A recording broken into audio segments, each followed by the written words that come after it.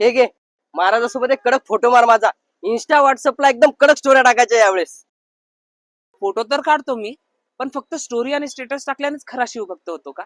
अरे पण मी तर दरवर्षी बाईक रॅली काढतो, मोठ्या राजाचा झेंडा लावतो आणि गावभर फिरतो मस्त. गाडीवर मिरवणूक काढणं, झेंडा लावणं खूप सोपं आहे, पण माझ्या राजांचे विचार मनात ठेवणं तेवढंच अवघड आहे. मी तर फुल सपोर्ट करतो महाराजांच्या विचाराचा. माझ्या एवढा उलट सपोर्ट कोण करत नाही. सपोर्ट?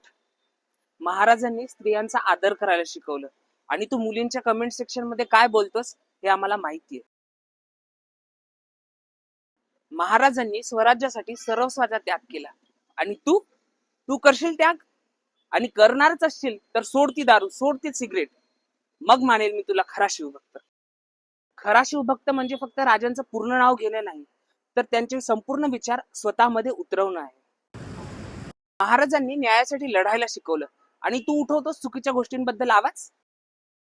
खरा शिवभक्त म्हणजे फक्त राजांचं पूर्ण नाव घेणे नाही, तर त्यांचे संपूर्ण विचार स्वतःमध्ये उतरवणं आहे. खरी शिवभक्ती यामध्ये नाहीये की तू हे केलं ते केलं आणि लोकांना इम्प्रेस केलं, तर खरी शिवभक्ती यामध्ये आहे की तू राजांचे विचार स्वतःत घेतले आणि स्वतःला इम्प्रूव्ह करतोस.